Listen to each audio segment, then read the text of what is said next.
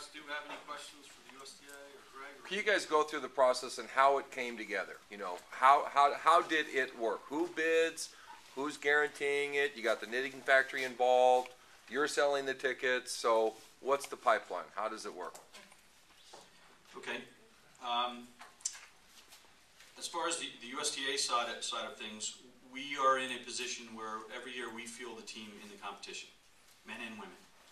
Davis Cup, so we maintain, if you will, a list, a number of contacts with communities around the United States who have expressed interest in hosting these things.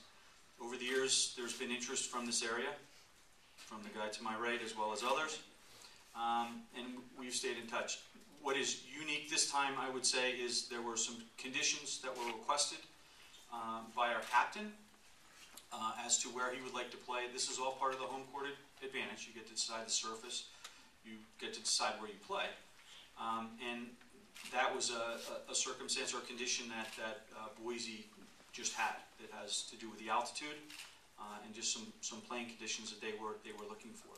So we were a little more pointed in our search, but in general, we stay in touch with a large community of, let's say, 1,500 contacts, which goes well beyond that, because those are management companies that run buildings across America. There's 2 or 3 major ones, so we're literally staying in touch with every venue, every place, and a bunch of individuals who would just love and understand the power of an event like this. We, as the USTA, are always looking to promote the growth of tennis. We're the owner-operator of the U.S. Open.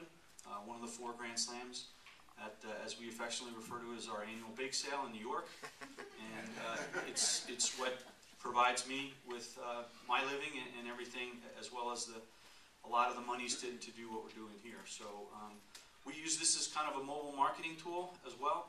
We're able to take high-level tennis, top-level tennis, bring guys like we anticipate playing here to communities that don't get to host a Grand Slam, that don't get to host high-level tennis.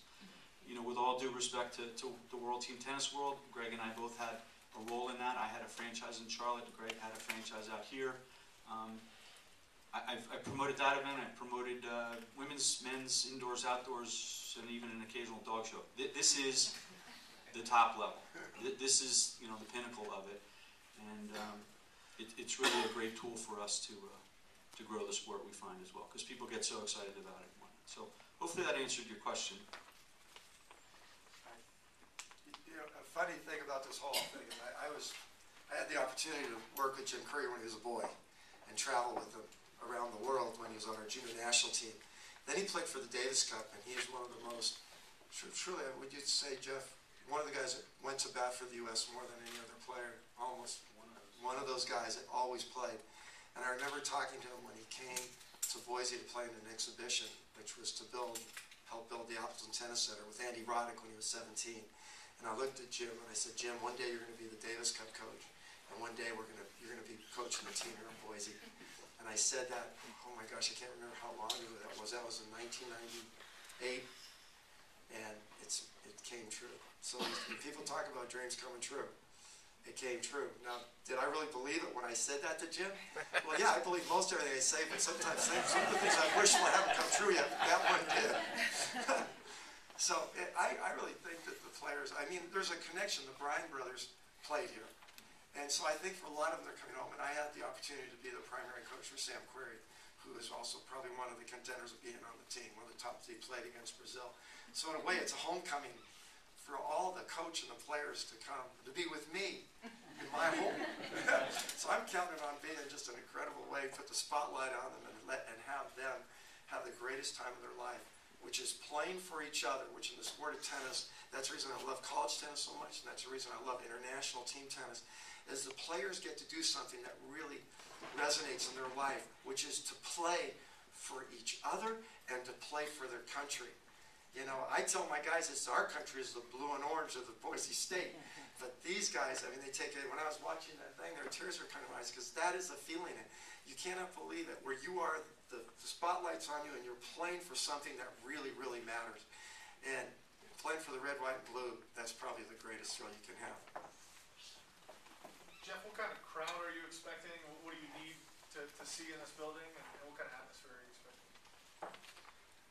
Just based on our past experience, we're expecting it to sell out pretty much right away. I can't stress that enough that when tickets go on sale, the way we do it is, again, first to our members, and then we do hold back a significant portion for the public, which will go on sale. But if it goes like it did, for example, at the University of Texas, Birmingham, Winston-Salem, other markets, it will go within the hour. That's our experience.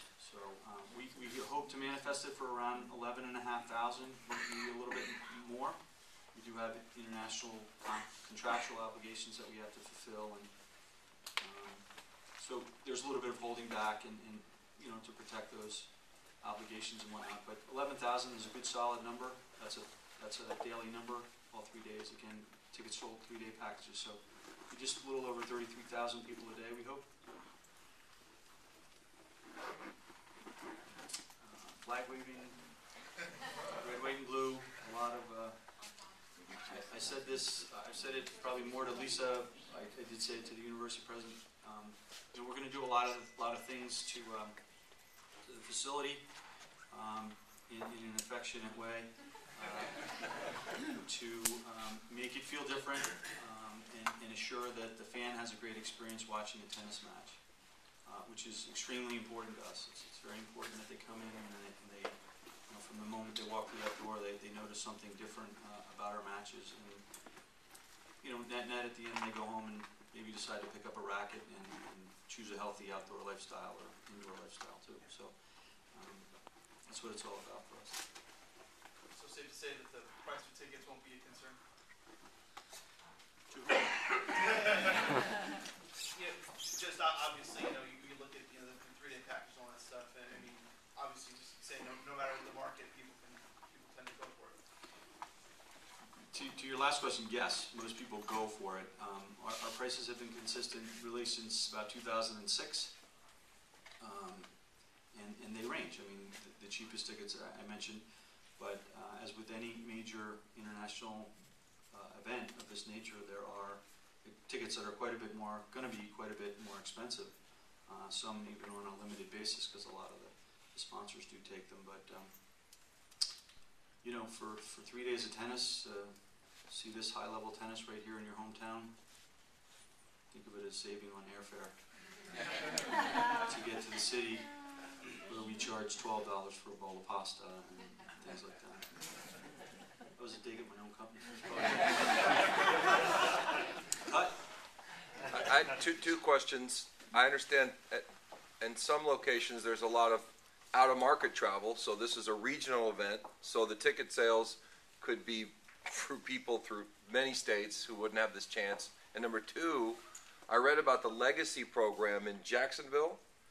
Are you prepared to talk about that in the Leave Behind efforts and how it improves Mayor Beater's budget, which is what is very important to us? Right, Mayor? Oh. Well, if the mayor will disclose his budget right now, I'll tell you how much we got to it. Wrong budget. Okay, so the Legacy, and I'm sorry, the first part of that was? The out-of-state traffic, Oh. if that happens on a normal basis. It does drive, it's a regional event, it will drive a lot of people from out of the area. 30-40% of the people will generally come from out of the area and support the event. I'm sure there would be more if capacity allowed people to come in, but we have made significant provisions at the hotels and whatnot to allow for people coming in from outside the area, and that's our experience. I think we pretty much hit every state. Tim Curry, our press officer over here to my far left, could give you some of those factoids for the news, but we do attract people from all over the United States. Yes, there are people who come from tour groups and otherwise that go to pretty much every city that we go to because they love it.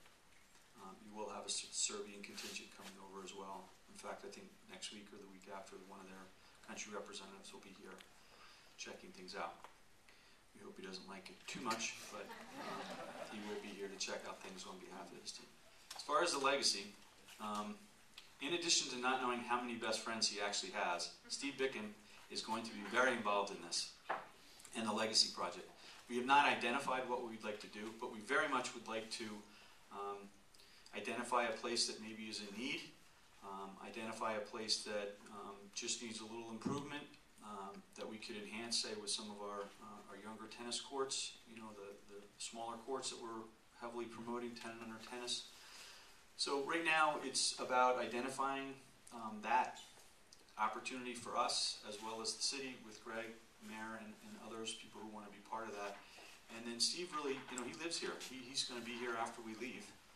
And it's important for us to know that Steve is happy with what we're doing. So we will identify a legacy. How big or small in relation it'll be in relation to other cities, don't know just yet. Those legacies in Jacksonville was somewhere in the nature of like $45,000 to $50,000, and I can't take credit for all those dollars. Some of them did come from the city, but you know, when the cities have someone coming along and willing to double some money, sometimes the courts can get improved that much faster, and we do that sort of thing.